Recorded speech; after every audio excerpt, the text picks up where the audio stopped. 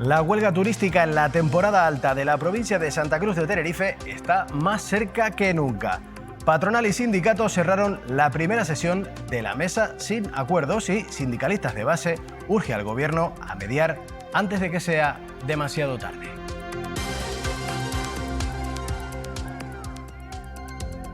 También se han lanzado a las calles estos días los veterinarios. Protestan contra el decreto nacional que les impide suministrar directamente en sus clínicas los tratamientos necesarios a los animales bajo su cuidado y denuncian que la regulación les impone un sistema burocrático desproporcionado. Enseguida les escuchamos.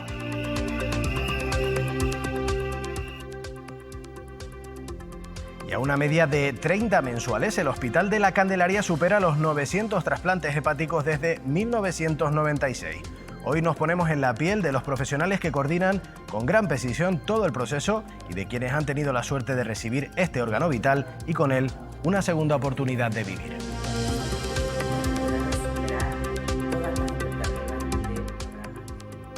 Y en Canarias 8 vamos a abrir este jueves viajando a uno de los destinos turísticos de sol y playa más característicos de Canarias, pero que es mucho más que eso. Para eso nos va a acompañar en este plató su alcaldesa Fátima Lemes.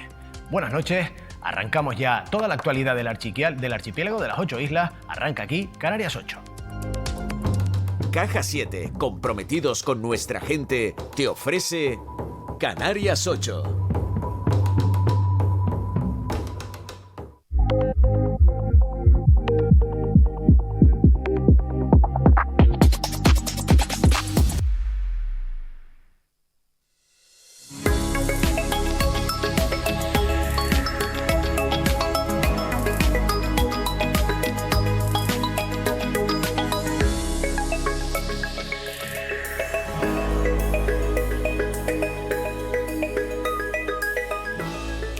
Bueno, les contábamos que este jueves nos vamos a marchar a un rincón de Tenerife que tiene muchísimo que ofrecer desde el sur de la isla, pero también muchísimos retos sobre la mesa.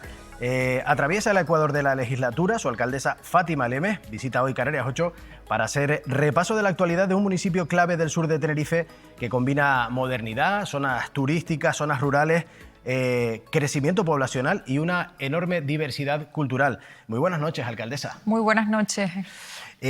Uno piensa en Arona y automáticamente le llegan a la mente enclaves turísticos como Playa de las Américas, Los Cristianos, Palmar, es playa, es sol, es turismo, pero también mucho más que eso. ¿Qué es para usted el municipio de Arona? Bueno, para mí el municipio de Arona es todo, ¿no? Yo creo que en la última promoción que hicimos del municipio decíamos esa frase, de Arona lo tiene todo y con un sentido de que no solo estamos hablando de un enclave referente turístico a nivel canario, sino también a nivel nacional, con ese destino de Los Cristianos, Playa de las Américas y Costa del Silencio, Tember, Las Galletas, ¿no? El enclave que también recepciona cientos de miles de turistas y la verdad que también es tradición y también es rural y también es vida y también en la zona de medianías tenemos una importancia relevante respecto a la actividad comercial y económica y también a la hora de resumir esas tradiciones y esa, pues ahora me viene a la mente la lucha canaria y me viene a la mente pues muchísimas cuestiones que queremos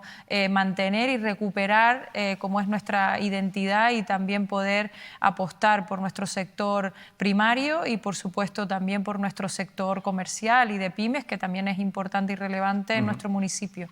Bueno, de todas ellas hablaremos a lo largo de este programa, hoy en Canarias 8, pero antes vamos a arrancar un poco con ese pie que dábamos al principio de la entrevista. Se cumplen 2 años, estamos en el Ecuador del mandato.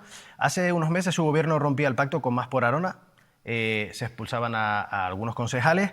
Desde entonces se ha mantenido con apoyos puntuales. ¿Y cuál es el balance desde ese cambio hasta ahora? Pues un balance positivo, ¿no? 2 años intensos y con ese cambio de gobierno necesario y con por supuesto, una profunda reflexión que no venía de repente, sino con una trayectoria de más de 1 año y medio, donde sí se habían puesto pues, sobre la mesa cosas que fallaban en el equipo, por lo tanto pues, la decisión fue una decisión que era necesaria y que ahora yo más que nunca me reafirmo en lo que hice, aunque con complicaciones evidentes de que no es lo mismo trabajar en una mayoría holgada que trabajar de la mano de la oposición, con las dificultades que ello conlleva, pero desde la responsabilidad responsabilidad, que era una decisión tomada para el bienestar de la ciudadanía o para el bienestar también de la marcha de las decisiones que se iban a tomar y del buen funcionamiento del gobierno, en un gobierno en el que tiene que primar el trabajo en equipo y de la confianza y la lealtad hacia la alcaldía y hacia el plan de mandato que se estableció desde el inicio, desde el mandato del 2023 y que se marcó como objetivo finalizar el 2027 con ciertos objetivos que teníamos que alcanzar. Sí, fruto también esa estabilidad, ¿no?, que han alcanzado después de esa ruptura y esta continuidad con pactos puntuales. Ya han podido aprobar el presupuesto municipal para 2025. Mañana tenemos la aprobación definitiva, ya se ha puesto a exposición pública y mañana hacemos el pleno extraordinario para llevarla a cabo. Dependemos de que la oposición, por supuesto, no tenga una negativa. Yo creo que no la va a tener, espero que se abstengan, porque si hay una negativa pues va a perjudicar a distintos ámbitos, ¿no? Distintos ámbitos muy delicados como es el social, como es el cultural, como es el educacional, con esas becas que pueden llegar y mejorar el premio o el incentivo al estudio a los estudiantes, también al área de juventud, al área de mayores y, por supuesto, pues a sectores tan importantes como ayudas al sector primario, al sector comercial, zonas comerciales abiertas, funcionamiento automática desde que aprobemos mañana de los bonos comercios, que supone un revulsivo bastante importante y un impulso fundamental que necesita nuestro pequeño comercio, nuestras pymes y, por lo tanto, yo espero que no haya esa negativa en pro de que se beneficie la ciudadanía. Puedan estar de acuerdo o no, que no lo están porque han votado en contra de ese expediente, pero yo espero y confío en que piensen en el bienestar general del municipio y bueno, estén de acuerdo o no con el documento o la forma de elaborarlo, yo no creo que se pongan en un bloqueo para la buena marcha de las decisiones políticas y de los proyectos que se quieran llevar a cabo por parte de este gobierno. Habían trascendido unas cifras, creo que son 127 millones de euros, ¿no? Sí. El nuevo presupuesto, 7,5 millones más que la campaña anterior, y decía usted una clara apuesta por los servicios sociales. Sí, y también, pues bueno, una mejora también importantísima en esas ayudas, ¿no?, que se canalizan a través de distintas áreas, ¿no?, desde el área de educación, desde el área de juventud, desde el área de promoción económica importantísima y sector primario y empleo, y de apuestas también por proyectos que queremos elaborar, ¿no? No podemos desarrollarlos sin poder realizar y llevar a cabo esos proyectos, y proyectos que no van a dar tiempo a materializar en 2 años, pero sí a proyectar y a buscar su ubicación y que son importantísimos para la ciudadanía y que llevan muchísimos años esperando. Por lo tanto, yo creo que esta paralización que hemos sufrido en los últimos, podríamos decir, 10 años, ¿no?, antes de nosotros entrar en 2023, yo creo que se está viendo el cambio de visión, de planificación y sobre todo de gestión municipal que queremos llevar a cabo con este cambio de gobierno que ha habido en el 2023, importantísimo para el impulso de nuestro municipio y realmente yo creo que el instrumento del presupuesto, aunque no se vaya a aprobar porque pues todos voten en contra, que espero que no, yo confío en que no. ¿Todavía guarda esperanza? Sí, yo soy muy positiva y la verdad que yo espero que sí, que se lleve a cabo, porque yo creo que hay que pensar en el bienestar del municipio y yo creo que espero que no piensen en la estrategia política más que en el bienestar de los ciudadanos. Bueno, estaremos muy pendientes de lo que pueda ocurrir y de esa situación, de si finalmente se puede aprobar ese presupuesto. En todo caso, hablábamos de todo lo que tiene que ofrecer Arona al principio del programa, además del turismo, pero es que es verdad que es evidente que es un municipio que sobresale por la calidad de su oferta. Bueno, de hecho, usted está continuamente, creo que es vicepresidenta de esa alianza de municipios de Sol y Playa, sí. Y acaba de llegar hace poco de uno de esos encuentros, una plataforma desde la que se trata de distinguir con la vanguardia de todo lo que se puede ofrecer a nivel turístico. Mira, yo le voy a explicar un poquito porque la Alianza de Municipios Turísticos son 8 municipios de toda España que son si son solo 8 municipios que representan casi el 4% del empleo y casi el 40% del turismo de sol y playa, del turismo total que recibe el país. O sea, en Canarias somos Arona, Adeje y San Bartolomé de Tirajana y estamos hablando de destinos como Benidorm, Torremolinos, Salou, Calviá.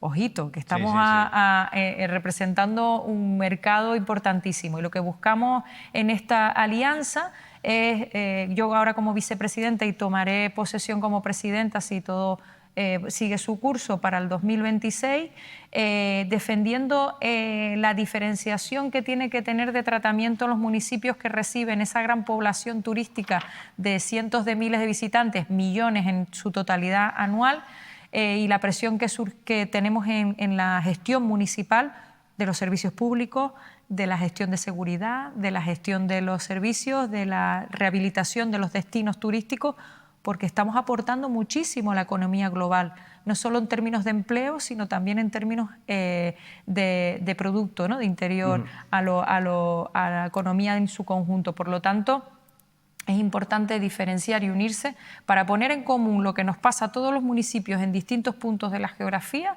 pero que a la hora de nivel práctico y a nivel del día a día lo sufrimos municipios pues que no podemos tener tratamiento diferenciado porque realmente somos como otro municipio que no refleja la realidad de esa gestión, porque recordemos que, por ejemplo, yo hablo de Arona, tenemos más de 110.000 personas censadas, pero recibimos una media de 100 a 120.000, 130.000 turistas mensuales.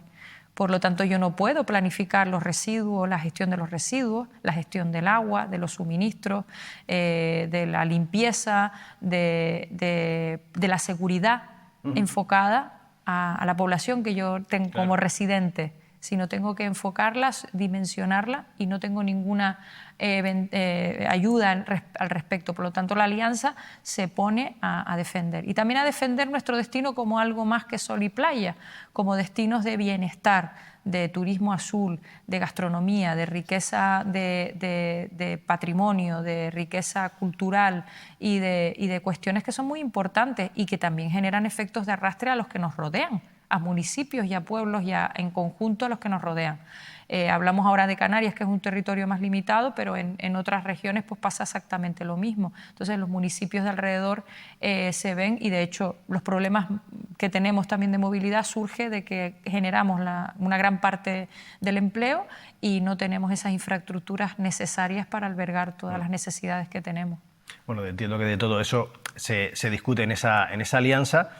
Ahora se me ocurría, hablando usted acerca de la necesidad de dimensionar todos esos servicios, hablamos precisamente esta semana con parte del grupo de gobierno del municipio de La Oliva. Se está planteando allí la posibilidad de estudiar un plan de viabilidad simplemente para establecer un plan de pernoctación, una tasa de pernoctación muy baja, una tasa muy pequeña, al estilo de Mogán. No sé si Arona se podría plantear en un momento dado una tasa parecida, teniendo en cuenta lo que usted me estaba diciendo alrededor del uso de esos servicios y la duplicación casi de los habitantes que tienen. Si hubiera una herramienta donde nosotros pudiéramos cobrar a los turistas que visitan el municipio y que esa tasa se revirtiera en necesidades que tiene el municipio, yo estaría totalmente pues, a favor e incluso yo creo que el turista estaría dispuesto a pagar pues, un mínimo coste como lo hacen muchos otros lugares.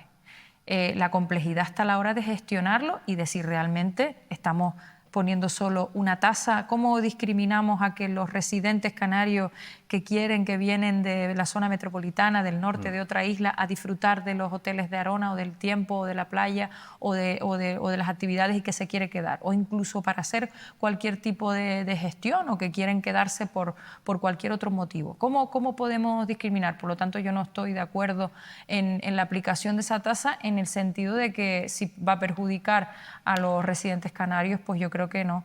Entonces sería a la hora de aplicarlo difícil. Entonces estamos hablando de la gestión de eso. Yo creo que no es tanto la falta de recursos, sino cómo los destinamos, cómo los gestionamos y de recursos económicos y de que si realmente estamos en una situación se tendrían que gestionar desde la centralización del gobierno regional o nacional a la hora de hacer ese reparto, ¿no? Tener en cuenta esa aportación que hacemos y también tenemos una asociación a nivel de municipios turísticos de Canarias que reivindicamos un poco eso, ¿no? La diferenciación de municipios turísticos, que no es que vayan a verse perjudicados otros municipios, sino simplemente a reflejar la realidad de quienes pernoctan o donde tenemos las camas hoteleras, las pernoctaciones, porque al final consumo de agua, el residuo, toda la vivencia del turista, aunque vaya, por supuesto, a visitar otros municipios porque tienen monumentos de interés natural o tienen lugares de interés cultural que visitar y siempre están abiertos a ir a toda la isla. Incluso van muchas veces de visitas a otras islas no capitalinas, como a La Gomera, que pueden ir desde Los Cristianos fácilmente, o cualquier otra cuestión.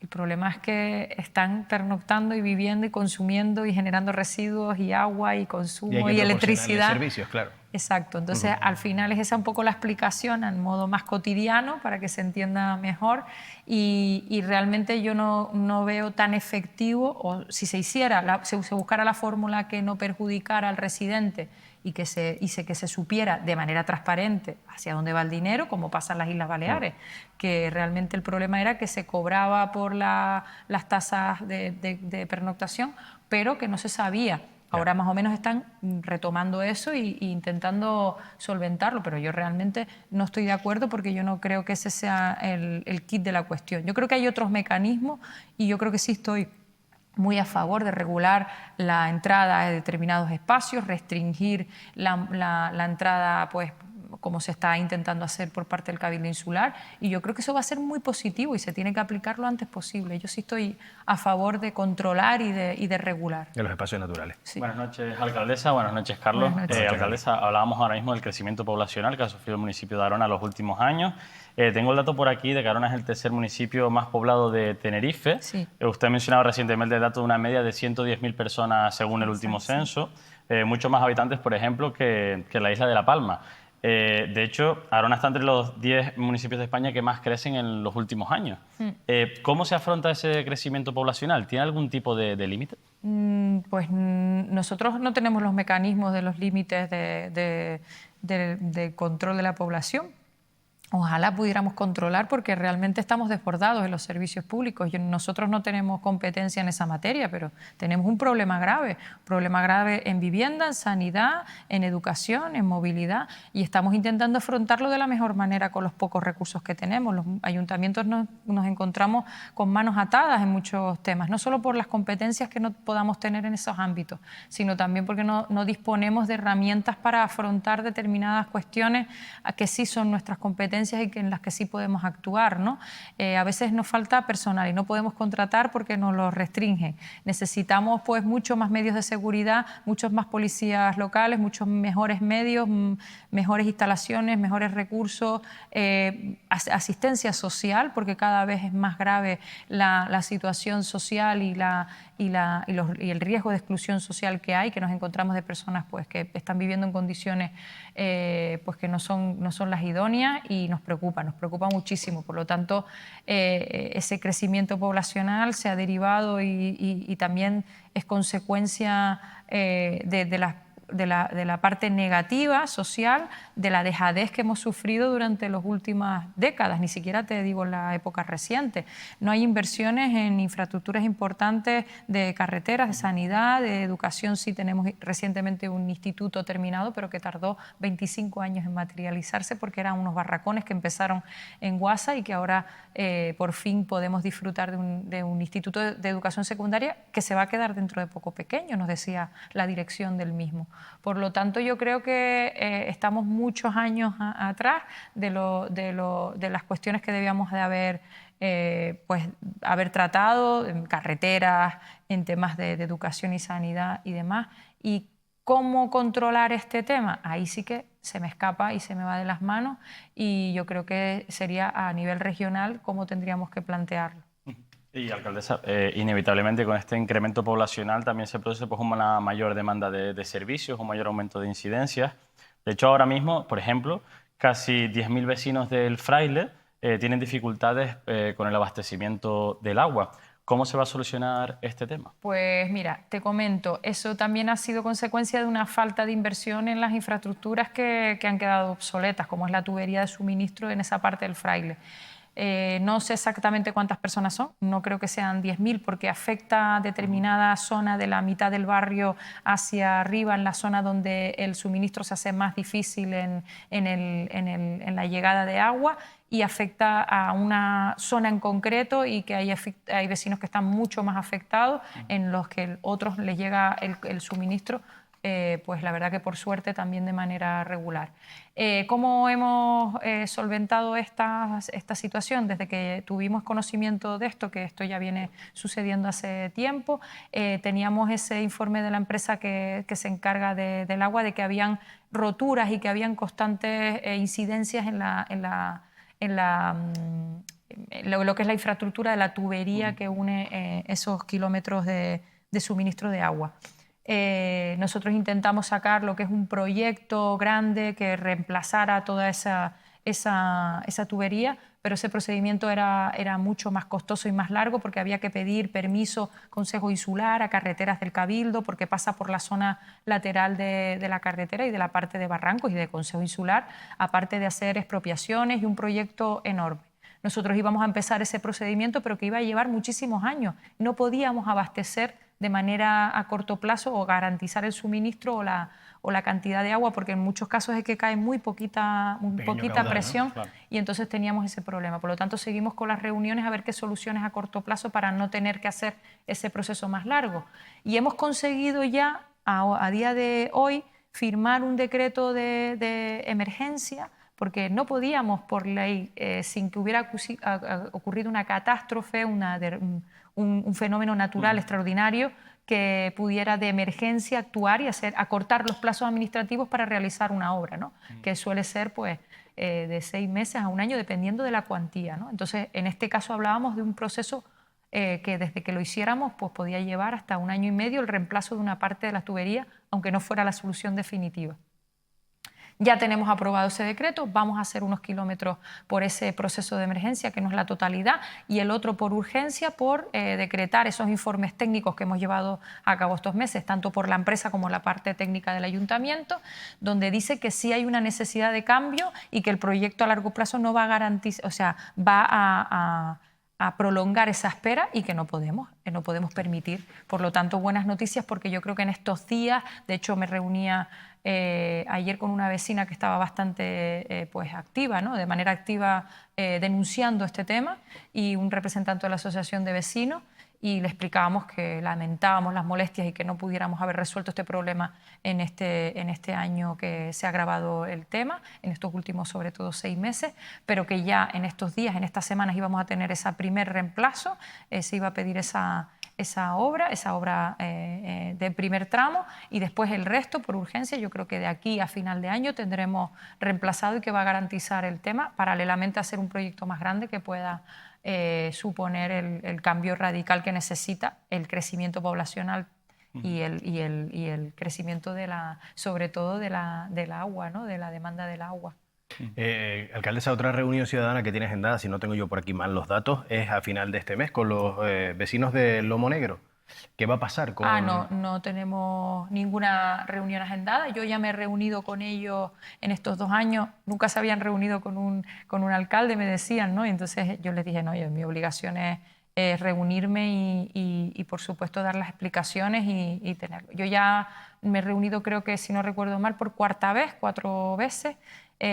Una más multitudinaria, donde le intentábamos explicar un poco el procedimiento, y bueno, sí se les ha dicho en reiteradas ocasiones que es una situación muy complicada y que realmente es una ilegalidad y nosotros tenemos que cumplir con la ley. La ley, que yo sea la alcaldesa no significa que yo me pueda saltar la ley, todo lo contrario, la tengo que hacer cumplir, y tenemos que hacer cumplir esta situación irregular y que pare ya, ¿no? Porque ya nos ha detectado el área técnica y de la agencia del medio, que también hace seguimiento de estas denuncias a través del SEPRONA también, y están en fiscalía de más de una cuarentena o decenas de nuevas ventas de parcelas. Por lo tanto, esta situación sigue y sigue. Y recordemos que esto es un suelo rústico de protección agraria especial, de protección. Por lo tanto, yo creo que si queremos cuidar nuestro territorio y estamos intentando que nuestro territorio no siga sufriendo ese crecimiento irregular e ilegal, donde debería de haber agricultura, donde debería haber parajes naturales, tenemos que atajarla. Yo he dicho que se les va a asistir en que tenga necesidades sociales y en la mejor manera las viviendas que vayamos a construir y atender, pero realmente es una situación que no se va a poder regularizar, y yo se los he trasladado así. y hay que intentar parar ya de construcciones y asentamientos ilegales, y yo creo que no solo en nuestro municipio, sino en muchos otros que está ocurriendo esto. Otro tema que preocupa es la amenaza de la subida del nivel del mar por el motivo del cambio climático. Ahí está la Costa de las Galletas, que es una de las más amenazadas, y por eso ha sido elegida como primer lugar de intervención del proyecto de acción climática, ¿no? Sí, nos reuníamos ayer tarde con los vecinos para informar del proyecto. El proyecto que está redactado, la primera parte, son 3 fases las que se van a actuar. La primera fase es rodar la carretera hacia arriba y recuperar espacio de playa y los humedales. Y se les ha explicado el proyecto para que ellos fueran conociendo y también los plazos. Esperamos que de aquí a final de año esté la redacción del proyecto de la primera parte y finalizar para empezar a hacer el proceso de licitación. Yo creo que es una oportunidad única la que tenemos en Arona, que después de estudiar toda esa geografía canaria, escojan como plan de acción climática que va a mejorar no solo no va solo a asegurar las casas, ¿no?, las bienes personales, que al final lo que queremos no solo es atajar las consecuencias del cambio climático, que eso poco podemos hacer para pararlo, ¿no?, desde las acciones que podamos hacer desde el gobierno, tanto local, insular como regional, sino también salvaguardar a largo plazo esas casas que se pueden ver perjudicadas por el aumento del mar. De hecho, ponían una diapositiva muy clara que se veía hasta dónde podía llegar el mar y tenía que demolerse prácticamente primera línea de mar, incluso hasta llegar a calles internas dentro del pueblo. Por lo tanto, es una muy buena noticia, una gran noticia, donde ese convenio que se ha firmado, ese protocolo que se ha firmado a 3 bandas en 3 administraciones que van a involucrarse. Esto es una iniciativa del Gobierno de Canarias, de la Consejería, al que agradezco también al consejero esa involucración, ¿no?, de Mariano y de su equipo, y también de Ángel y de los que forman parte de liderar esta propuesta.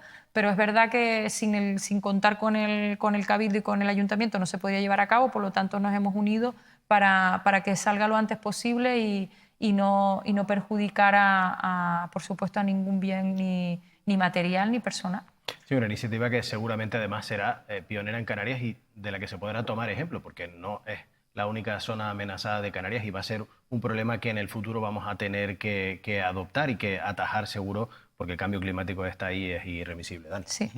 Alcaldesa, si le parece, hablemos ahora de todo lo que tiene que ofrecer el municipio para su ocio, para su cultura.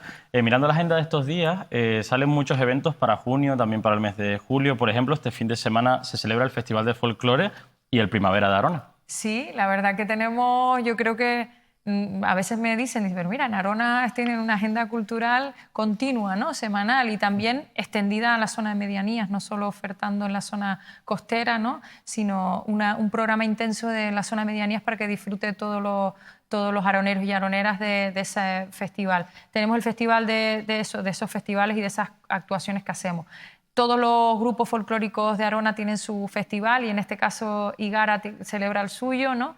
Han cumplido más de 40 años y la verdad que es una maravilla que también hagan ese intercambio con otros lugares que traigan el folclore de otras tierras al nuestro y que nosotros podamos también disfrutar y enriquecernos con tradiciones de otros pueblos y también acompañarlos de nuestro propio folclore. También tenemos pues esos conciertos y esos ciclos de fin de primavera y de inicio del verano, y la verdad que una agenda intensa también. Sumamos las hogueras de San Juan que tenemos el lunes 23 y también esa Semana del Orgullo, y la verdad que la agenda cultural se une a una agenda de fiestas y de eventos importantes, los conciertos de primavera, y la verdad que más que nunca te puedo decir, de hecho tenemos el récord en Arona de en un mes de celebrar más de 34 eventos culturales, exclusivamente culturales, y es una apuesta importante y firme por revitalizar la cultura y celebrar actividades de cara no solo al visitante, sino también al residente. Así que creo que estamos en el camino adecuado de la apuesta por la cultura y las tradiciones de nuestro municipio.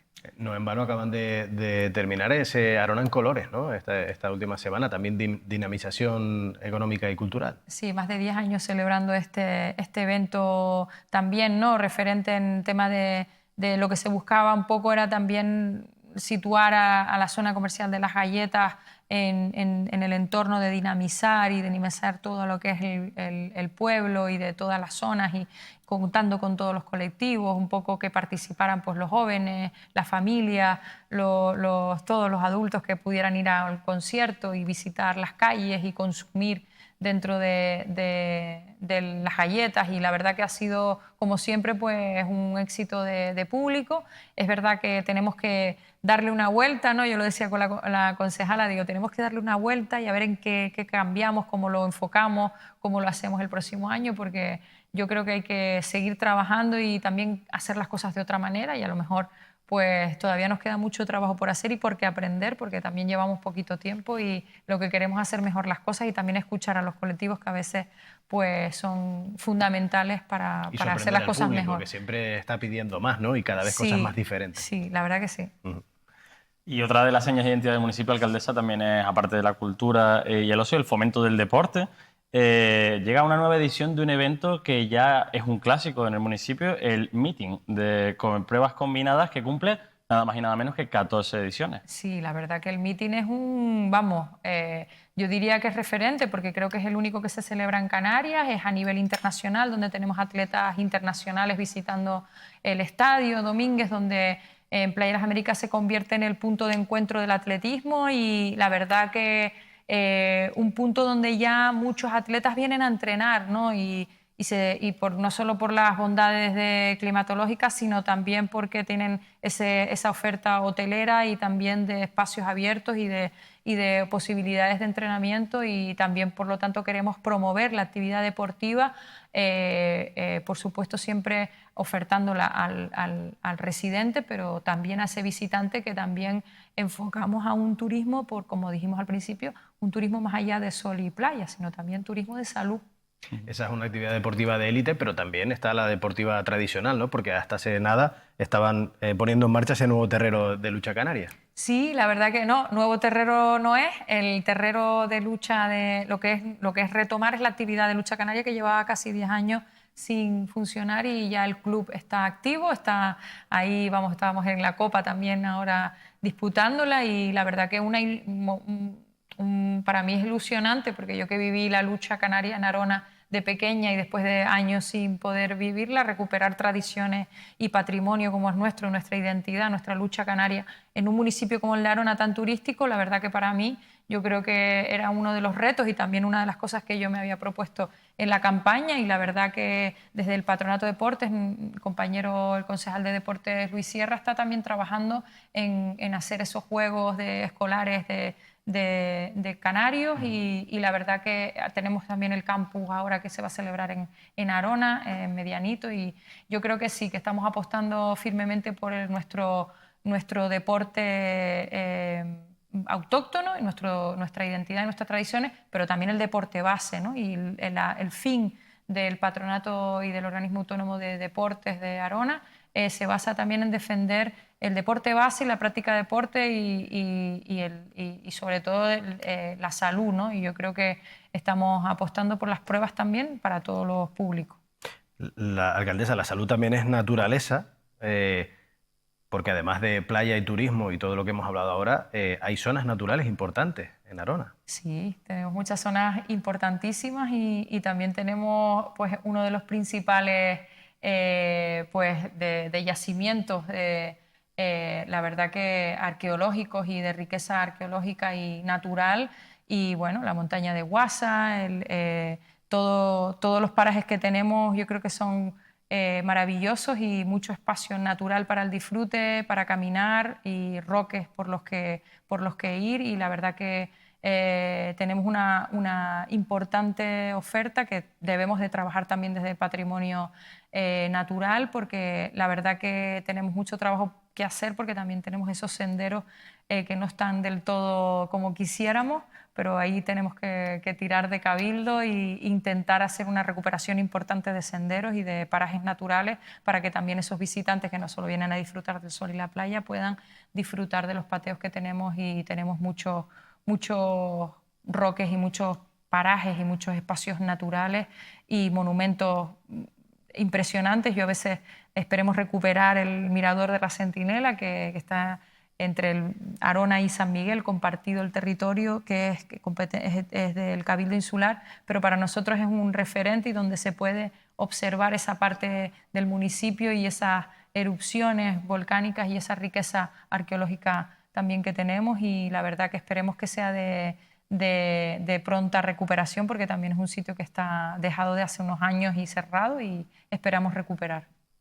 Hablaba de patear, de caminar. El ayuntamiento está continuamente ofreciendo la posibilidad durante todo el año, y además con mucho énfasis durante este mes, de esos pateos, de ese senderismo que se realiza. ¿La veremos algún día con la mochila y las botas acompañando a los Ojalá, vecinos? yo estoy deseando, si llevo 2 años diciendo, digo, tenemos la aula de la naturaleza ofertando pateos, y son pateos que son educativos también, porque se hacen actividades y se aprovecha esa actividad en la naturaleza en diferentes partes también de la isla, y visitas para no solo los jóvenes, sino todas las edades que se quieren apuntar, y intentan mezclarlo con actividades, y también que conozcamos también nuestra tierra, incluso los nuestros en nuestro municipio, pero que se va recorriendo todos los espacios.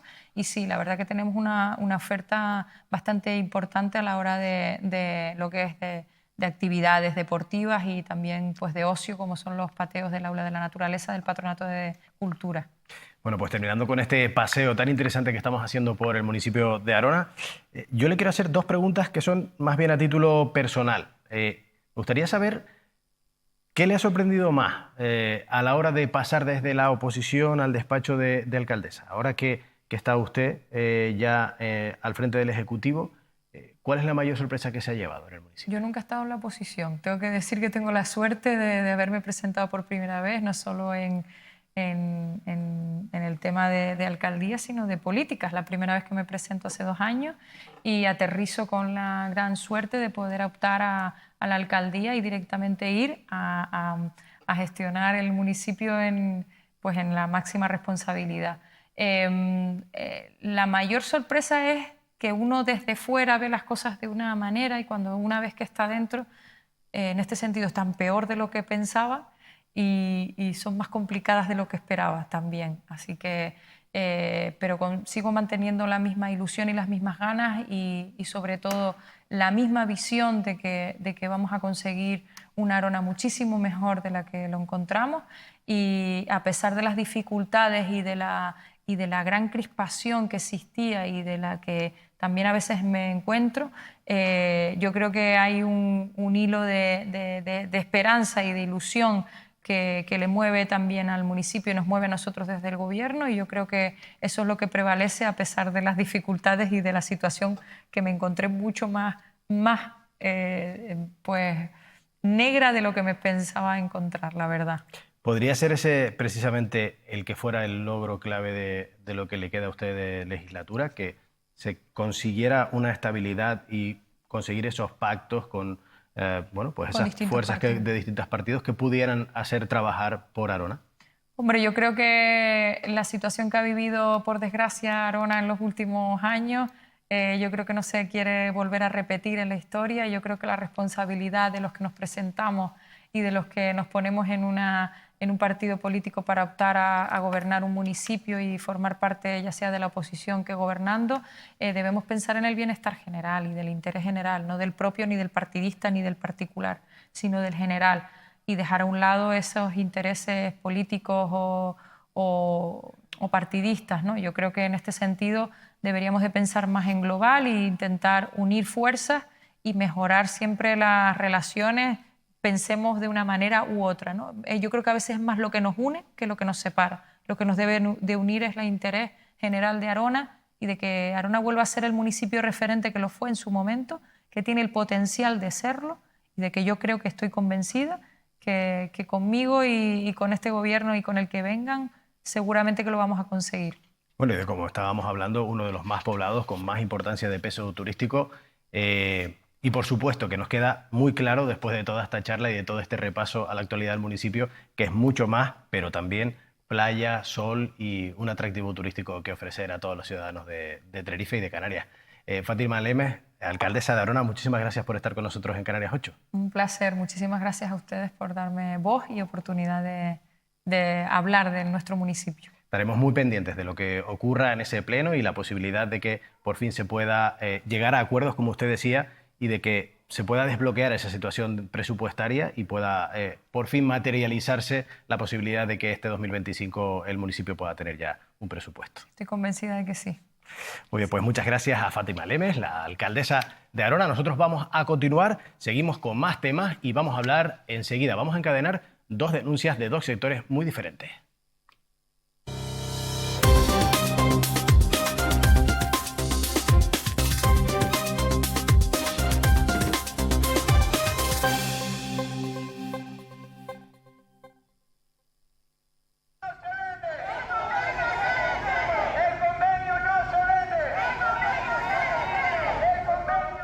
Bueno, y hoy, como les decíamos, abordamos un conflicto que amenaza con tensar el verano turístico en el sur de Tenerife. Los sindicatos mantienen su pulso con la patronal para mejorar las condiciones laborales en la hostelería de la provincia occidental y ahora mismo no hay avances en la última reunión de la comisión negociadora celebrada ayer, así que crece el riesgo de huelga para todos los viernes de julio y agosto si no hay acuerdo en la cita clave de este próximo 27 de junio. Hablamos ya con el secretario general de Sindicalistas de Base, Manuel Fitas, para analizar el estado de la negociación.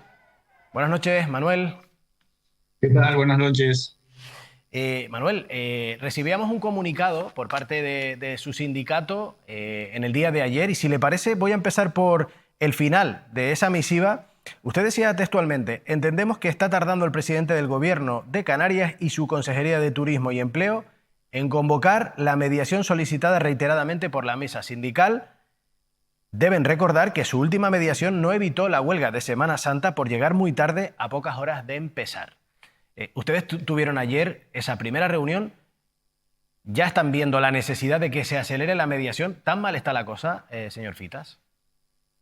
Hombre, realmente yo creo que ayer sí hubo, dos partes de la mesa sindical que componemos todos los sindicatos, a excepción de comisiones obreras. Yo creo que está haciendo un esfuerzo de acercamiento. Yo creo que la huelga no debería volver a celebrarse. Ya en Semana Santa los trabajadores salieron a la calle, demostraron que están exigiendo esa recuperación del poder adquisitivo. Nosotros iniciamos la negociación con el mismo objetivo que nos llevó a la huelga, que es que hubiera un incremento extraordinario para recuperar el poder adquisitivo, que se incrementaran los salarios el 6,25%, con efectos, en aquel caso planteamos, desde el mes de enero, y abrir la mesa negociadora del convenio. Es verdad que la patronal se ha empecinado en plantear un convenio express, un convenio que no permite la negociación profunda de muchos aspectos que sin duda tanto la patronal como nosotros queríamos negociar, y por lo tanto se está basando en dos retoques y una revisión salarial, que en principio sí estamos de acuerdo y ya hicimos una propuesta muy cercana para llegar a un acuerdo en el ámbito económico. Entendíamos que ese 13,50% que se lanzó a bombo y platillo tenía una letra pequeña, que era la cuestión de que no se aplicaba, tenían un porcentaje de absorción a más del 80% de los trabajadores del sector alojativo que tienen pactos salariales que superan en mucho el convenio, y que es precisamente lo que evitó el acuerdo en aquella asamblea última hora, el día antes de la huelga, con lo que se había propuesto en el despacho del presidente del gobierno. Y hemos planteado, dentro de que tenemos constancia de que existe una división profunda en Asotel por los intereses de las asociaciones, la Asociación de las Cadenas Hoteleras, que sí es evidente que tienen los salarios no más altos en Tenerife, sino que ni siquiera en Las Palmas tienen en muchas ocasiones los salarios más altos de todo el Estado, y que pretendían que la revisión salarial no fuera la misma. Nosotros, en vez de utilizar la palabra absorción, en un gesto a que el incremento esta vez sí que sea lineal para todos los trabajadores con la misma categoría, hemos planteado que ese 13,50%, el 7% el primer año y el 3,25% el segundo y el tercero, manteniendo esa cláusula que salió de aquella reunión con el presidente del gobierno de mantenimiento del poder adquisitivo, demostrando que la huelga sirvió y que no se iba a partir, como se decía, de una hoja en blanco, pero que ese incremento se afecte exclusivamente a los aspectos del convenio, con lo cual la subida será igual para un jefe de sector, una camarera de piso, un cocinero, un ayudante en cualquier hotel, porque será solo sobre los conceptos de convenio, manteniendo en la misma cuantía durante esos 3 años, sin absorción de los pactos, pero sin la revisión en los conceptos de pacto salarial. Sí es verdad que mandamos ese comunicado y parece ser que el mensaje ha llegado y tenemos conocimiento que el Gobierno de Canarias va a convocar a patronales y sindicatos a una reunión la próxima semana, todavía sin definir. Ya. En todo caso, sigue pendiendo esa amenaza de huelga. Usted decía que ninguno de los dos sectores obviamente la quiere. Nadie se sienta a negociar un convenio en estas condiciones sin tener previamente algún tipo de arma coercitiva. En este caso sería la huelga. En caso de que se produjera, ¿qué impacto estiman que podría tener en el sector turístico en plano verano y qué respaldo sindical creen que podía tener? Vemos que estaremos igualmente, aunque la mesa sindical no esté incluida comisiones obreras, que hombre, presentó ayer una plataforma, que hombre, cuando no se quiere llegar a un acuerdo y lo que se plantea es hacer un panfleto para los tablones de anuncios de los trabajadores y se puedan crear utopías como las que han planteado en esa plataforma, es difícil llegar a un acuerdo y nosotros desde la responsabilidad de nuestro sindicato, que somos mayoría en la mesa negociadora, pero que no hemos utilizado esa mayoría, sino hemos mantenido la misma unidad de acción de la mesa sindical que hubo en la convocatoria de huelga. Nosotros ya advertimos, y no lo hemos presentado, el lunes como estaba previsto, vamos a esperar a la mediación que va a llegar y a la última reunión del viernes para presentar ese preaviso de huelga que hasta última hora intentaremos que se evite. Yo creo que las posiciones no están ya tan alejadas porque ya la patronal ha retirado, no está encima de la mesa las dos grandes reivindicaciones, que era retirar el complemento de incapacidad temporal, habiendo quedado más que acreditado que los datos son claros, que la sobrecarga física y mental que sufren los trabajadores llevan que el 97% de los procesos de incapacidad temporal en el sector sean por trastornos dorsolumbares y musculoesqueléticos y por enfermedades relacionadas con la salud mental, que es evidente carga física y mental, y que pensar que por retirar de la nómina un complemento a un trabajador enfermo sobre las prestaciones de la seguridad social se iba a reducir el asentismo es estar equivocado.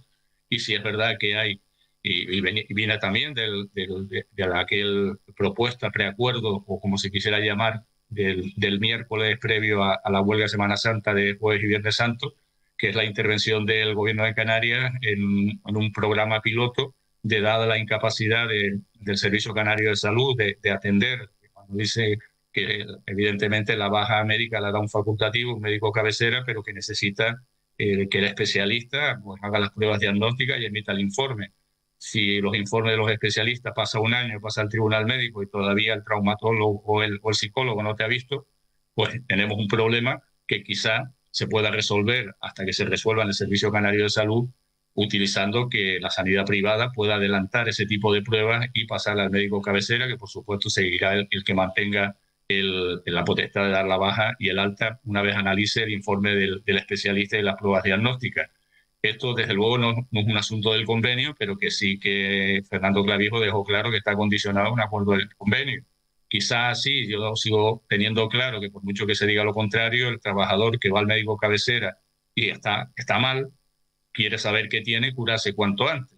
El que pueda haber casos excepcionales que ellos lo quieren generalizar, de que haya algún trabajador que quiera utilizar esas deficiencias de la sanidad para, sin tener nada, prolongar un proceso de incapacidad. Desde luego nosotros no estamos totalmente en contra, pero retirada por la patronal ese objetivo de la patronal en su conjunto y de la parte de la Asociación de Cadenas Hoteleras que exigían la eliminación del artículo 32 y del modelo de los pactos salariales, yo creo que una revisión salarial que en vez de tener la absorción, que era lo que nos separaba, tenga una parte de absorción que no es absorción, sino que sea una linealidad en el que el incremento se aplique a los aspectos de convenio y por lo tanto el incremento será para todos y teniendo en cuenta que está encima de la mesa un 7% de incremento con un IPC actualmente del 1,9%.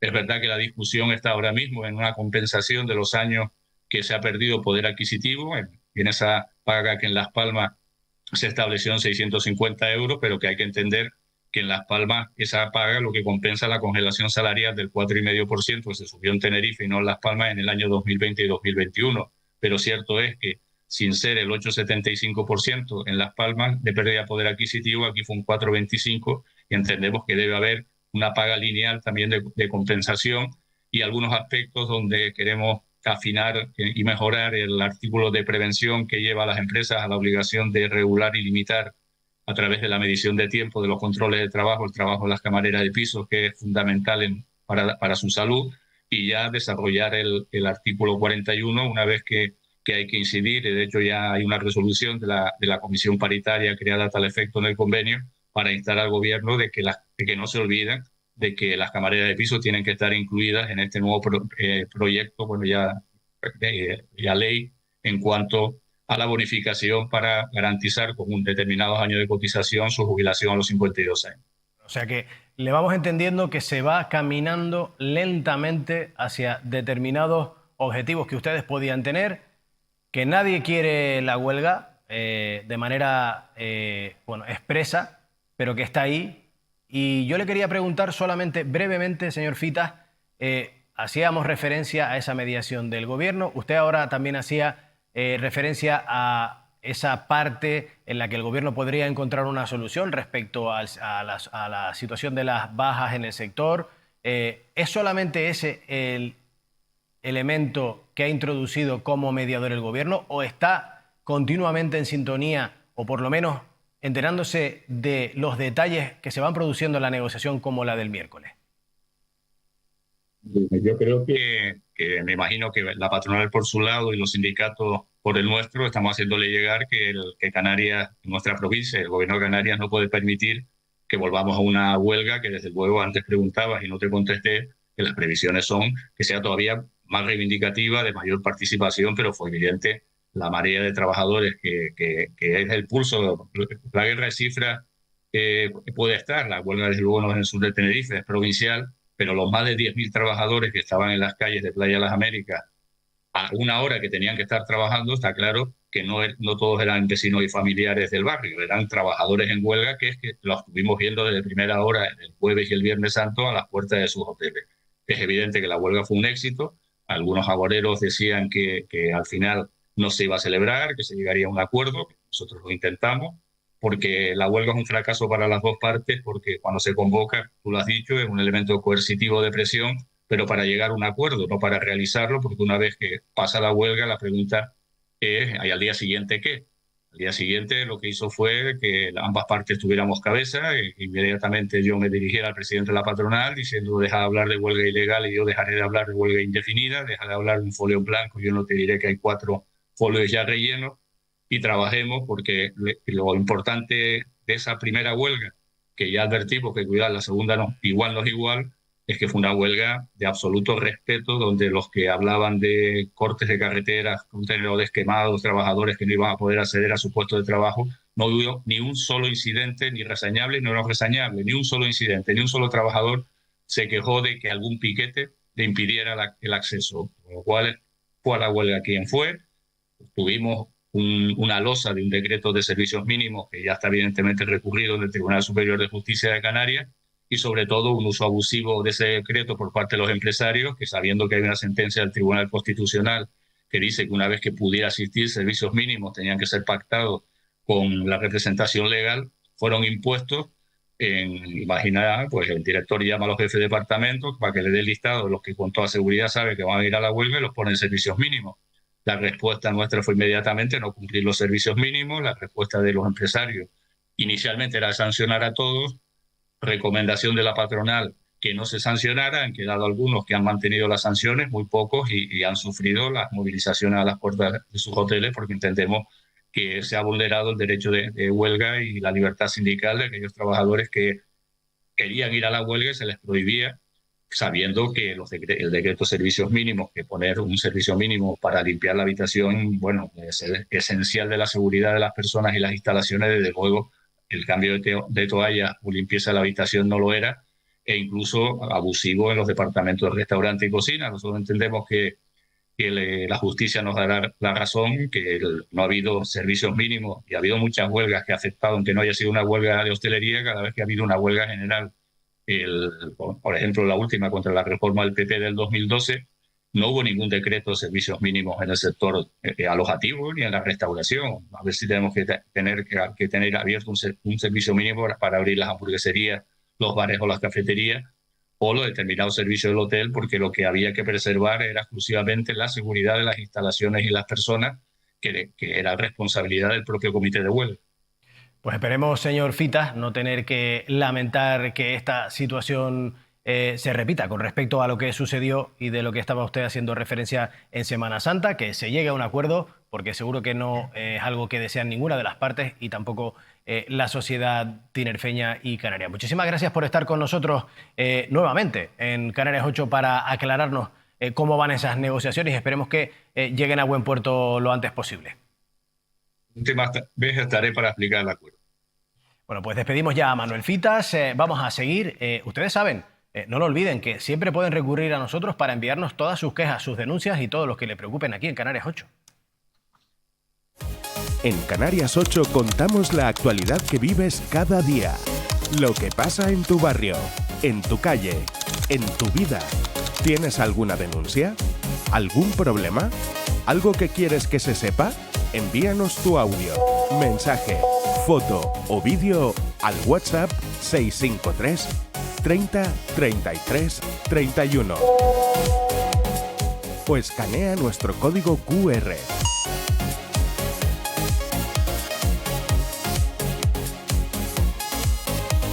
Tu voz también forma parte del programa. Canarias 8. Lo que pasa, lo que importa.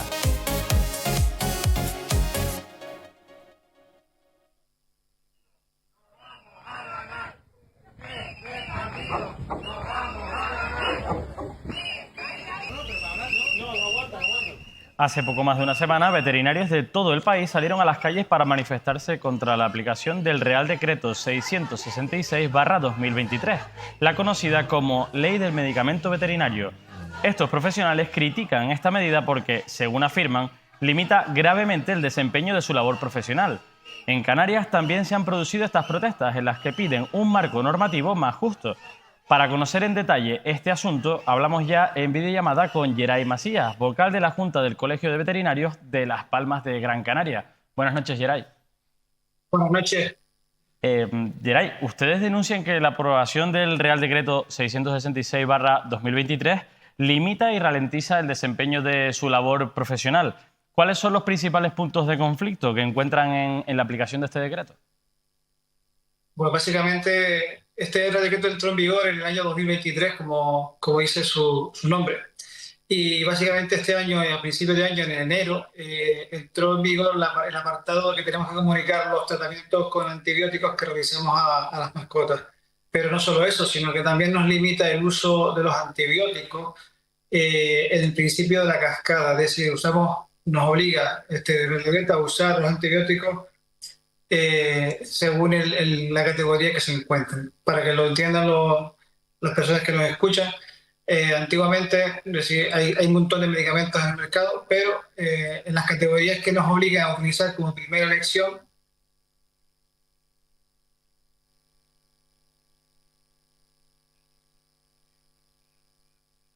hemos perdido un poco la comunicación, por lo menos el sonido. Con Geray Macías, es el vocal de la Junta del Colegio de Veterinarios de Las Palmas, nos estaba relatando ese malestar que tienen los veterinarios a nivel nacional contra ese decreto aprobado en 2023 que ellos dicen les perjudica en su quehacer del día a día por muchas situaciones.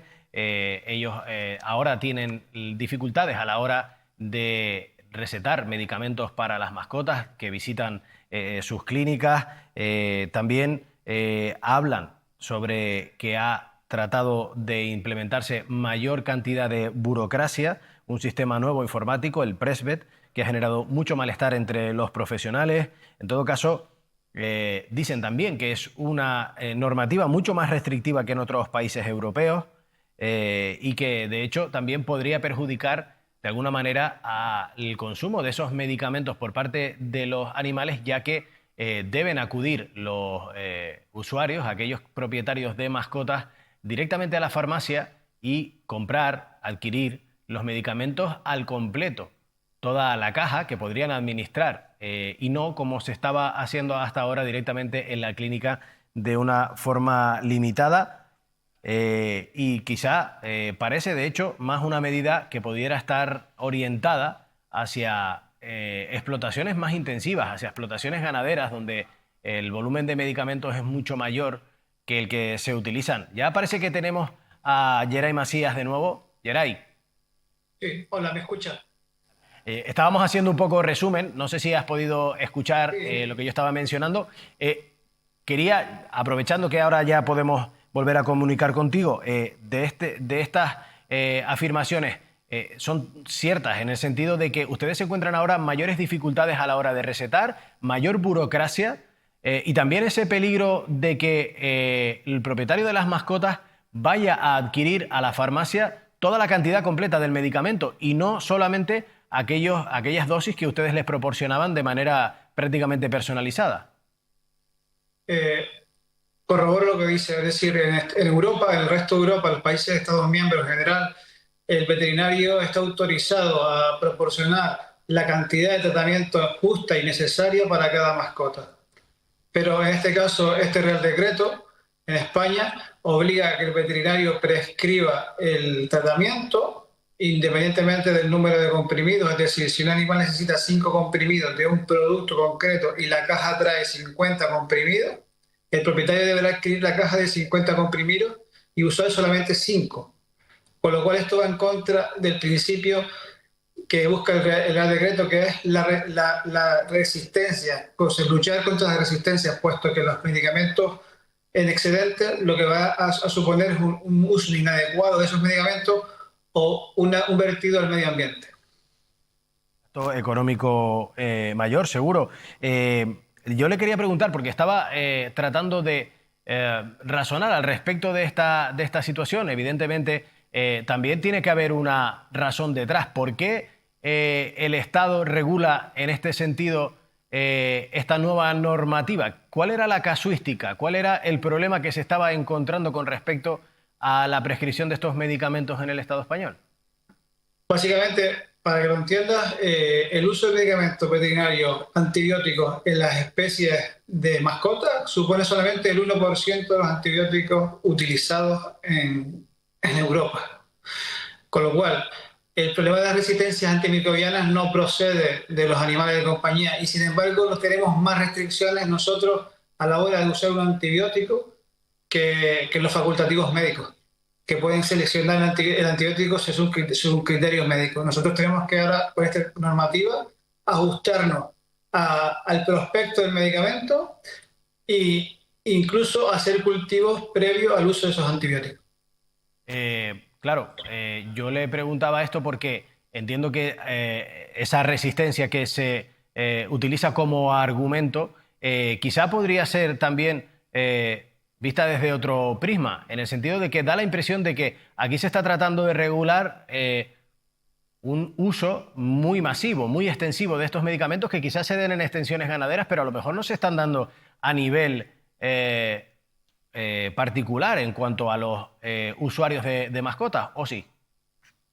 No, es lógico que la regulación de tratamiento en medicamentos veterinarios sea más estricta a los animales de producción que se utilizan para el consumo de alimentos, bien sea leche, carne o huevos, ¿no? Es mucho más lógico que si utilizamos o damos un mal uso de los antibióticos puedan llegar a la cadena alimentaria y poder ocasionar resistencia a un mayor número de personas, pero básicamente las mascotas conviven con una familia y como mucho, en todo caso, podemos generar resistencias en el entorno familiar, pero vamos más allá. Es decir, si queremos luchar contra la resistencia a antibióticos, lo que pretendemos es utilizar los antibióticos de forma justa y adecuada. Nosotros estamos a favor de que se luche contra la resistencia antimicrobiana porque protegemos la salud pública como colectivo sanitario que somos, pero también lo que esperamos es que el gobierno sea mucho más flexible y nos escuche y adopte la normativa tal cual está ahora al resto de Europa, en el cual los veterinarios pueden prescribir fuera de prospecto, porque esta normativa nos impide también prescribir fuera de prospecto. Es decir, si algo no está escrito en el prospecto, no podemos utilizar ese medicamento para el uso de las mascotas, con lo cual nos aten de pies y manos y no podemos utilizar nuestro criterio científico y en base a la ciencia, sino que tenemos que utilizar fichas técnicas que están en muchos casos obsoletas y anticuadas. Y entonces lo que pretendemos nosotros con estas reivindicaciones es que se modifiquen esos artículos que restringen el uso de medicamentos y además que nos retiren o hagan una moratoria con el sistema de PrEP, puesto que en el reglamento europeo en ningún momento se establece este sistema y esta carga burocrática a los veterinarios. Geray, ustedes han presentado más de 20.000 firmas ya, solamente, si no me equivoco, recogidas en la provincia de Las Palmas. ¿Qué expectativas tienen? ¿Qué posibilidades hay de que esa escucha, esa flexibilidad del Estado se pueda dar? Pues fíjense, ahora mismo la organización colegial a nivel nacional está llevando a cabo una iniciativa legislativa popular en la cual que si conseguimos 500.000 firmas, que no va a ser difícil, puesto que todos los propietarios de las mascotas y tutores de mascotas, asociaciones protectoras, todo el mundo está a favor de que este Real Decreto se flexibilice, con lo cual estamos seguros, por lo menos en el Colegio de Las Palmas, que en pocas semanas conseguimos 20.000 firmas redondeando de puño y letra, no vamos a tener ningún problema en conseguir 500.000 en todo el territorio nacional. Con lo cual, una vez que consigamos las 500.000 firmas, pues tendrán que escucharnos en el Congreso y en el Parlamento, ¿no? y se tomen medidas con esta normativa. Pues Geray Macías, del Colegio de Veterinarios de Las Palmas, muchísimas gracias por estar con nosotros. Estaremos muy atentos y, sobre todo, expectantes a la posibilidad de que puedan recaudar ese número de firmas a nivel nacional y de que se pueda establecer una nueva negociación o una flexibilidad al respecto de su reivindicación. Muchísimas gracias por atendernos en Canarias 8. Muchas gracias por darnos voz y hasta la próxima. Bueno, pues nosotros vamos a hacer ahora un alto en el camino después de esta última conversación y vamos a seguir con más temas en Canarias 8. Después de la publicidad vamos a hablar de nada menos que los más de 900 trasplantes hepáticos que ha cumplido ya el Hospital Universitario Nuestra Señora de la Candelaria en Tenerife, que ha sido capaz desde 1996 y a un ritmo de casi 30 trasplantes mensuales recuperar más de 900 vidas. Se lo contamos enseguida con la coordinadora de trasplantes y con un trasplantado.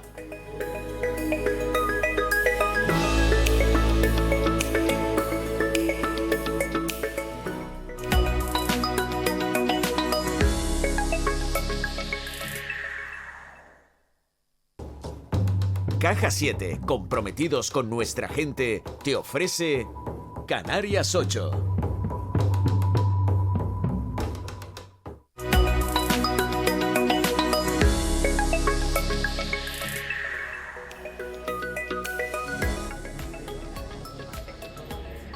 Hoy vamos a terminar Canarias 8 hablando de segundas oportunidades y de las que hablaremos hoy son de las grandes, de las que permiten recuperar una vida gracias a los trasplantes de órganos.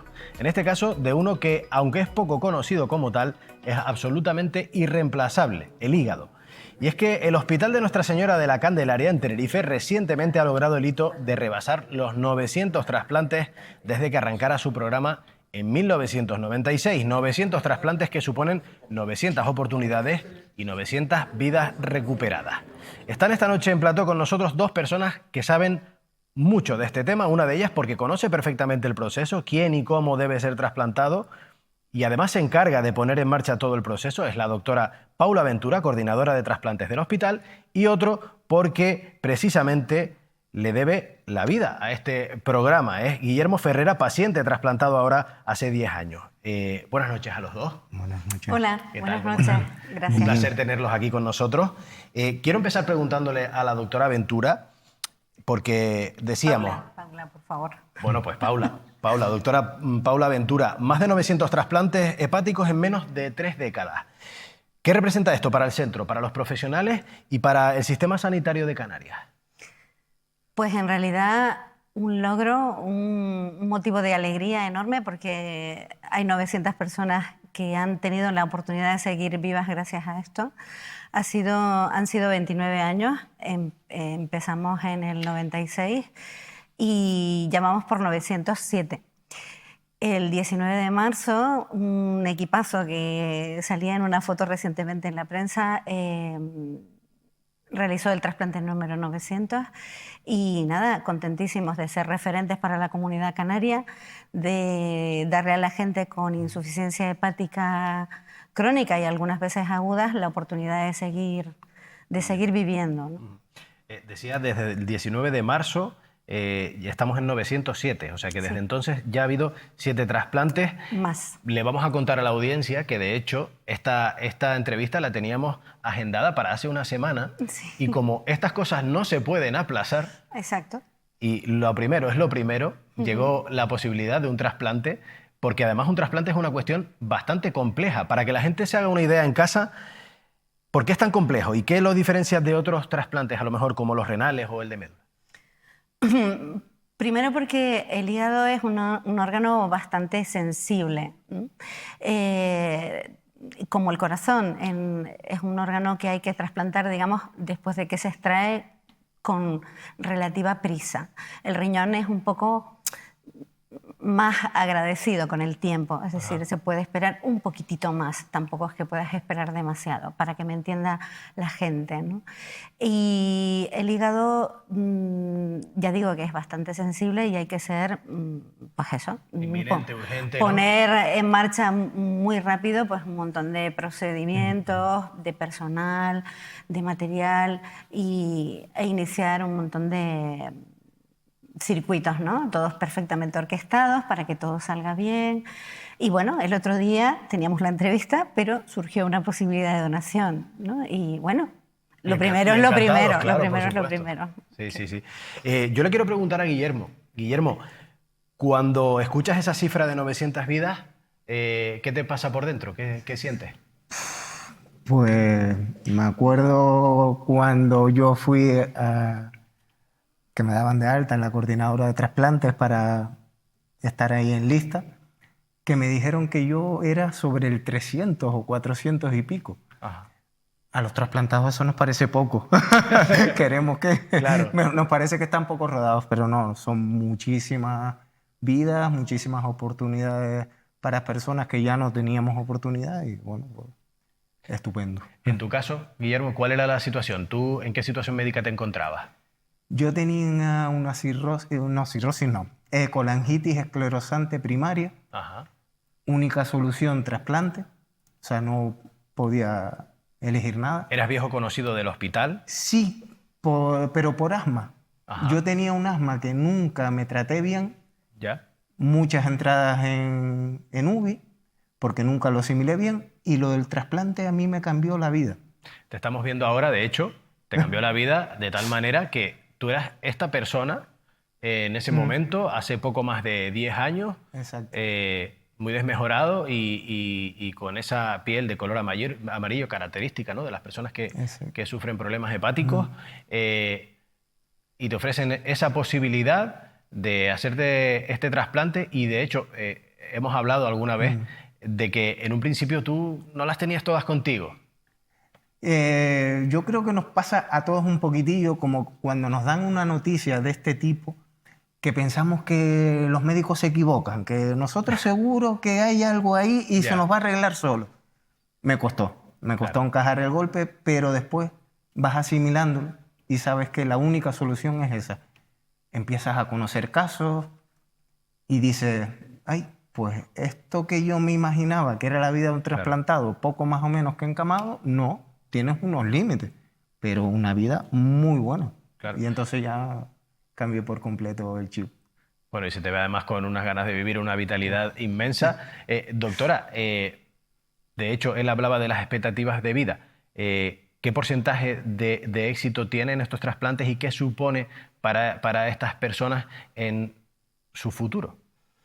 Pues lo que supone un trasplante de hígado es que la gente siga viva, ¿no? Una mejoría en la supervivencia es brutal, el 90% del año están vivos, ¿no? Es decir, y piensen que a veces con una insuficiencia hepática aguda, a lo mejor tu expectativa de vida no supera la semana, a veces ni siquiera el año. Y recientemente hemos celebrado también unas jornadas de trasplante hepático y ha sido fantástico encontrarse con gente como Guillermo, que lleva ya varios años trasplantados, o gente que me dice que lleva 15, ¿no? Bueno, o la persona que ha sido el trasplante 900. O sea, una alegría. Claro, y en este caso intervienen muchos factores. Hablábamos de toda la complejidad que tiene el proceso. En concreto, el tuyo, como coordinadora, ¿exactamente cuál es? Mi papel. Sí, exacto.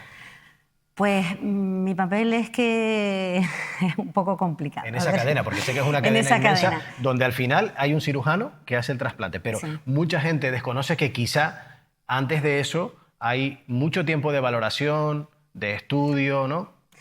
Lo primero y fundamental, sin donante claro, no es posible un trasplante. O sea, no es inviable. Necesitamos un donante. ¿Cuál es el donante? Pues una persona que por diversas razones llega al hospital y por un trauma craneal muy severo, por un ictus, por una parada cardíaca con repercusión terrible sobre el cerebro, por un ictus isquémico o por alguna razón no tiene expectativas de supervivencia. En esas circunstancias y después de haber hecho muchas pruebas que corroboren que efectivamente no hay esperanza, nos avisan, pueden ser los servicios de urgencias, los servicios de cuidados intensivos, de reanimación. Entonces nos llaman a la coordinación de trasplantes y entonces nosotros nos tenemos que poner a estudiar cómo es ese donante, si tiene alguna enfermedad que pueda ser transmisible, porque claro, lo que tenga el donante se lo vamos a transmitir al receptor. Estudiamos las posibles, o sea, si el paciente es buen donante o no, se valida y después de hacer varias pruebas, ¿vale? Y se comenta, ¿no? Con cirujanos, con digestivos, se mira una serie de parámetros que son pues, scores de gravedad, es decir, sistemas de graduación que dicen que yo estoy más grave que tú. Claro. Porque esto no es como ir a la peluquería. ¿Quién es prioritario para recibir? Claro, que se pela antes el que primero llega, ¿no? Aquí interviene la gravedad, el grupo sanguíneo, las medidas del paciente, si es compatible con el donante. Y alrededor de todo esto hay un equipo tremendo de 20, 25 personas, entre enfermeros, cirujanos, digestólogos, radiólogos, perfusionistas, neurofisiólogos. Y somos un gran puzzle y bueno... Todo funcionando como una orquesta. Nuestra misión es un poco dirigir la orquesta. Es decir, tú tienes que estar aquí a tal hora, tal día. Tú tienes que estar a tal otra. Tenemos que hacer esta prueba. También al paciente, ¿no? Al trasplantado. Por supuesto, al paciente le avisamos y le decimos, hay una posibilidad. No es seguro, ¿verdad, Guille? Que alguna vez se le llamó y después no resultó. ¿Vale? No siempre, cuando hay la posibilidad, efectivamente el hígado resulta válido. Claro. Porque no trasplantamos aquello de lo que no estamos seguros. Buenas noches, doctora. Buenas noches, Guillermo. Doctora, yo quería preguntar, ¿hay suficientes donantes en Canarias? Bueno, Canarias es una comunidad muy generosa. Somos la 5ª comunidad española en donaciones, ¿vale? Estamos por encima de la media nacional. Estamos en una tasa de 58,6 donantes por millón de población, cuando la media nacional está en 52,6. Y es verdad que el año pasado hemos aumentado el número de trasplantes y también el número de donantes, pero los donantes nunca son suficientes, siempre queremos más, porque siempre hay gente que está en lista de espera. Ahora mismo hay 9 pacientes en lista de espera hepática, por ejemplo, ¿no? Y más de 100 renales, de corazón, no hay tantos, ni de pulmón, pero...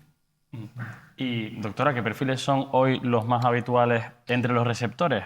¿Ha cambiado el perfil tipo desde que se comenzó con el programa? Yo creo que te refieres al perfil de los donantes. Sí, perdón, de los donantes, sí. Los donantes, pues hace unos cuantos años, antes de que se pusieran en marcha todas las campañas de seguridad vial, las multas por accidentes de tráfico o por conducir bajo los efectos del alcohol, todos los fines de semana habían víctimas de accidentes de tráfico. O traumas muy severos o muertes. En aquella época los donantes provenían mayoritariamente pues eso, de traumatismos secundarios a accidentes de tráfico. A medida que han mejorado estas medidas de seguridad vial, cada vez tenemos, afortunadamente, ¿no? Cada vez se pierden menos vidas en la carretera. Pero efectivamente, o sea, hay menos donantes de ese perfil. Y el perfil de los donantes actuales, pues claro, la vida media en España ha ido aumentando, entonces nuestros donantes ahora mismo son más mayores, tienen otras enfermedades, muchos de ellos son donantes por ictus o por paradas cardíacas, son más añosos. Guillermo, quería preguntarte, hablando de esa llamada, cuando se recibe, no ya en ese momento de duda, que entiendo que también puede ser frustrante cuando uno está esperando, pero bueno, también es consciente, entiendo que también hay una labor de concienciación, uno está preparado para que además le ha avisado también la coordinadora que esto puede ser o no, pero cuando ya sabes qué es y ya sabes que te toca y que vas ese día, ¿qué se siente? Yo fui con bastante optimismo. Igual que te dije que cuando me comentaron que la única solución era el trasplante, no lo encajé nada bien, tuve bastante tiempo de asimilación y un proceso que, bueno, siempre es mejor que te trasplanten lo más pronto posible. Pero a mí me vino muy bien mentalmente que se alargase. Yeah. Entonces, cuando a mí me llamaron, pues mira, la primera vez, si te digo que llamé a mi hermano, no me cogió el teléfono, llamé a un amigo y saliendo a trasplantarme, entraba mi madre y le dije que me iba a trasplantar y no se lo creía. Dice, Guille, ¿estás vacilando? Digo, que no, ¿cómo voy a trasplantar? Después ese no salió. Pero no, cuando me llamaron fui con bastante optimismo. Fui confiado. Vale, al principio no, pero cuando fui confiado. Y Guille, ¿convives cada día con la idea de haber recibido esa segunda oportunidad o ya lo has normalizado? Porque han pasado 10 años. ¿Es algo que vuelve a ti? ¿Te cambia en el sentido de a lo mejor tu inclinación como persona? ¿Relativizas más las cosas? No sé si hay alguna influencia en tu forma de ser.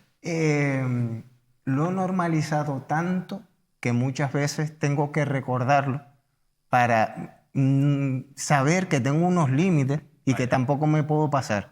Vale. Y lo recuerdo, pero lo recuerdo porque me esfuerzo. Yo la medicación no pongo alarmas, no pongo nada, a mí no se me pasa. Es que como lo hice tan mal antes, Claro. ahora no. Porque ahora, ¿qué limitaciones tienes, Guillermo? Bueno, pues para empezar tengo incapacidad laboral y después, sobre todo, el tema de energía. Yo me levanto con bastante energía y a lo largo que va pasando el día se me va agotando. Ya. Entonces, voy al gimnasio, hay unos días que me encuentro bastante bien y hay otros días que me estoy arrastrando y no pasa nada, lo normalizo. Claro. Y un día bien y otro día regular y voy bien. Bueno, o sea que hoy estás haciendo el esfuerzo por llegar ya con la pila justita. Sí.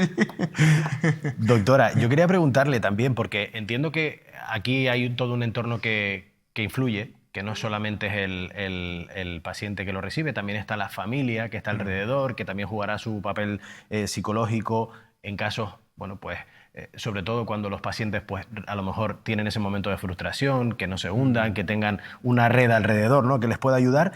¿Es frecuente también que se quiera conocer a la familia del donante, que se establezcan a lo mejor relaciones o no? ¿O eso...? Bueno, el apoyo familiar en un paciente trasplantado es fundamental, ¿no? Fundamental, porque el paciente trasplantado lo pasa realmente mal. La conexión entre el paciente trasplantado o sea, entre la familia del trasplantado y la familia del donante en España no existe, es anónima, ¿vale? En otros países sí que hay esa conexión, pero aquí no. El donante permanece totalmente en el anonimato para el receptor. Y nadie se le ha acercado y le ha dicho, doctora, yo quiero conocer, quiero saber. Sí, pero no se puede, ¿no? Exacto, no se puede. No se puede. Está prohibido por ley. Pero aunque inicialmente uno tenga la inquietud de conocer en dónde sigue vivo tu ser querido, yo creo que... O aunque sea solo con la intención de agradecer, a lo mejor. Sin duda, o sea, Claro. no me cabe la menor duda de que la mayor parte de las personas que lo preguntan en su foro interno solo late la necesidad de, bueno, pues de un confort emocional. Pero no es posible y yo creo que finalmente, aunque al principio a las personas que lo sugieren les cuesta entenderlo, finalmente lo agradecen. Y hablando de familia, ustedes, lo voy a revelar aquí, me vas a permitir, doctora, aparte de que son viejos conocidos del hospital, porque creo que en algunas de esas anteriores momentos de emergencia que tuviste, te atendió la doctora. Sí, ¿No? sí. Eso dice en la ella, UBI. yo no me Tú no te acuerdo. acuerdas. Yo no me enteré. Sí, a mí la vida me presentó a Guillermo en unas circunstancias muy diferentes en las que estamos ahora.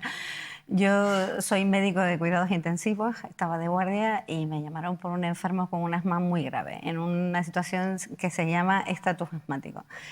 Guille estaba a punto de morirse. Su tipo de asma es un asma tan severa que afortunadamente la vemos poco, pero alguna vez la vemos, ¿no? Bueno, pues lo intubé y nos lo llevamos a la UBI y allí estuvo con nosotros una temporada, varias veces además, y nos dio muchos sustos y se le intubó bien. Pero afortunadamente, bueno, Guille para entonces era una persona totalmente diferente, fumaba, estaba mucho más gordito, pero... Gordo.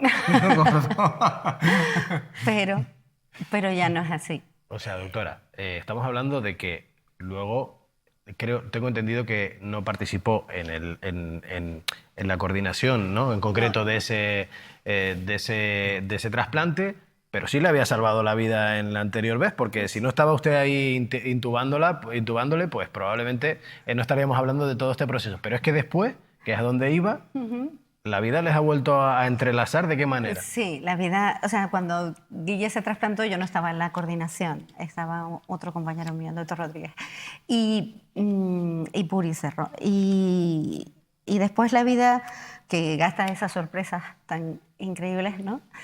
Pues nada, hace que Guille ahora sea el tío político de mi hija, por ejemplo, ¿no? Porque su sobrino es mi yerno, ¿no? Vale. Pero todas son O sea, que casualidades. todavía se están viendo cada Navidad como mínimo para echarse algo. Y En algún recordar cumpleaños. Doctora, yo quería preguntar, ¿qué retos quedan todavía en Canarias en materia de donación y trasplante? ¿Hay todavía margen para mejorar en este sentido? Sí, yo les animo, por favor, a que hagan una tarea de promoción de la donación. En eso estamos absolutamente comprometidos y entregados, porque queremos sacar de diálisis a todas las personas que van a un servicio de nefrología cada 2 o 3 días. Queremos que la gente que tenga un problema en la córnea se pueda trasplantar, o las personas que tengan una cardiopatía y necesiten un corazón tengan la oportunidad de seguir viviendo.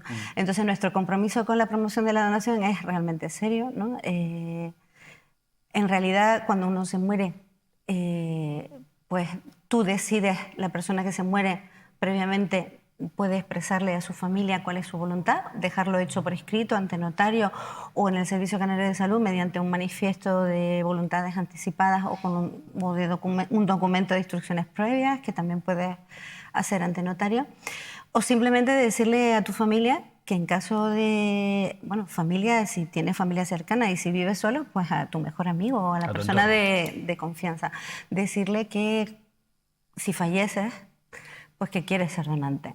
Ya.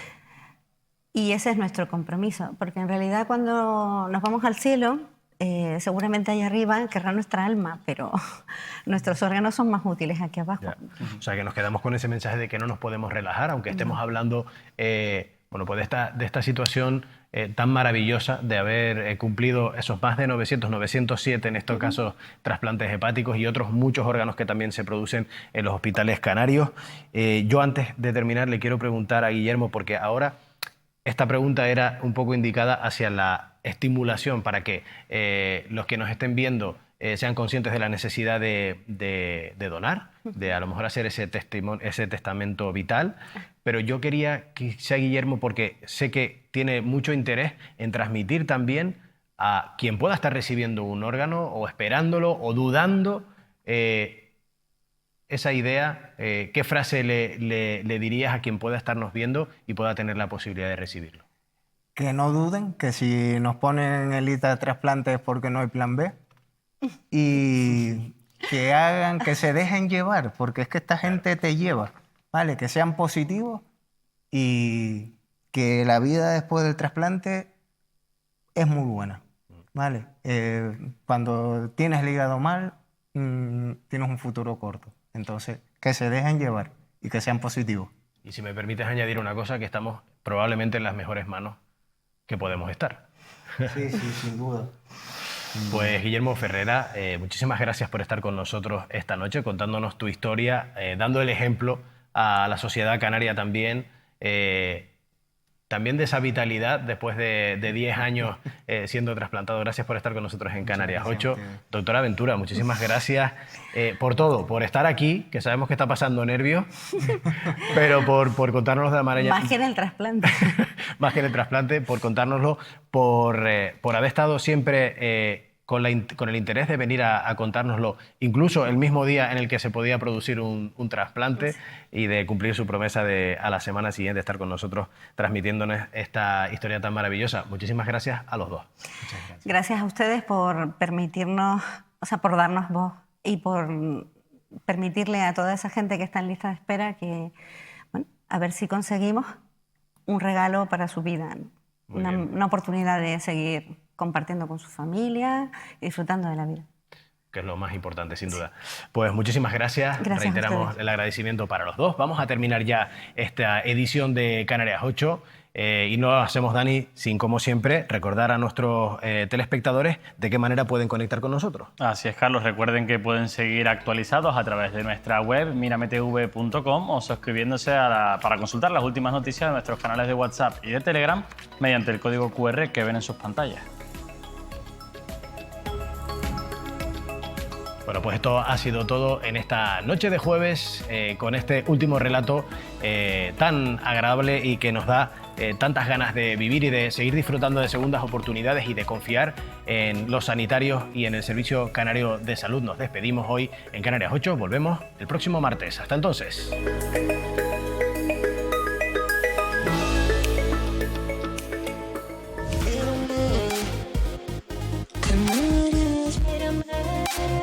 Ven y mírame.